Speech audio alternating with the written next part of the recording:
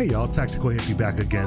Today I wanted to talk to you about the top 5 mistakes people make when carrying concealed, and these are not necessarily in order of importance. Number 1 is choosing the wrong firearm. When you decide to get your first gun, it can be a little bit overwhelming: full size, mid-size, compact, subcompact, and even micro-compact. Revolvers, semi-auto, double action, single action, hammerless, a lot of different price points. And to start off, there's just so many actual options with regards to models of firearms. It's overwhelming at times. My best advice is to take your time, do your research. The Glock lineup alone is filled with dozens of models with misleading names. If you didn't know the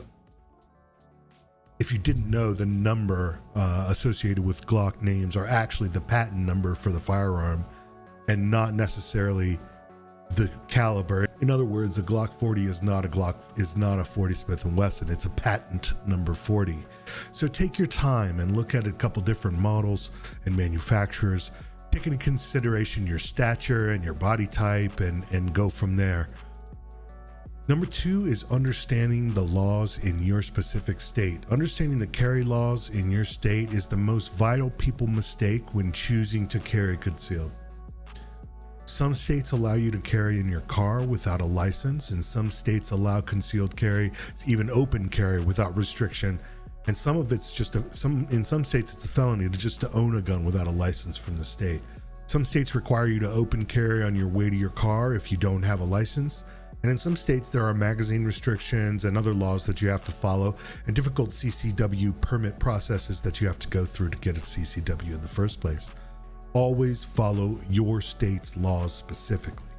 You don't want to get caught with a concealed carry without a permit, or have a gun in your car without the knowledge of your specific state's laws. You may find yourself in jail or worse. Number 3 is not taking care of your firearms. Not knowing how to disassemble and clean your firearm, making sure that you go through break-in periods and testing out the ammo that you plan on using. Verify the reliability of the mags that you own and the firearms that you chose.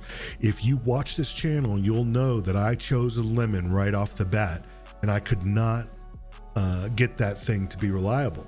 So make sure you test out your gun through any and go through any manufacturer recommended break-in periods, and try a few different types of ammo through your firearm before you consider it ready. Number 4 is no practice/training. You've got to practice, people. Here talking about practice. I mean, listen, we talking about practice. Nothing could have prepared me for how expensive ammo was when I started to do this. So maybe consider a laser training aid. I got a laser cartridge and a free app that tracks my hits. I did a video about that laser training aid if you're interested in watching that. And you can also pay for some training apps and stuff like that.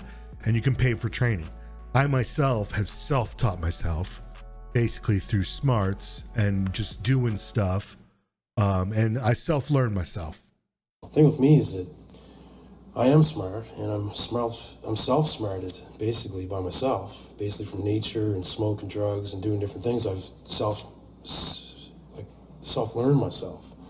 So, but I do recommend training classes, especially if you're trepidatious or frightened when you go and shoot or think about going to shoot. The more training you have, the more comfortable you'll be if you ever have to use your CCW in self-defense. Number 5 is one that I've been very diligent about, but still fall short sometimes, and that is not actually carrying. If you're anything like me, you try and your damnedest to keep your tools on you, but it's not always convenient. Just a quick example: you've been carrying, you've got your gun in your appendix, and you want to go sit in your car. First of all, for me, having my gun appendix in my car is I can't draw quickly like that at all. It would be very difficult. I'd have to probably stand up as much as I could on the seat and pull. It's not a good scenario. So sometimes I'll take it out, set it on the seat next to me. Now, if I stop and pop into the 7-Eleven or pop into the liquor store, which is a lot more likely, I will sometimes be like, oh, I'm okay. I'll just leave it in the car while I go into the liquor store. So guilty of that. Guilty as charged. We've got to make sure that our tools are on us at all times. And so in my scenario, I think sometimes it's better for me to carry a small pocket pistol. So that's pretty much it for this video. I hope you enjoyed it. Thanks for watching. Of course, I'm doing a giveaway at 1,000 subs. That hasn't stopped. So make sure you subscribe and hit that notification bell. Appreciate all the support of the Tactical Hippie. Thank you, and I'll see you in the next video. My brain doesn't use enough oxygen because I don't have the whole thing filled with different stuff. And if it was full, it's only part full, and that's why I'm alive right now.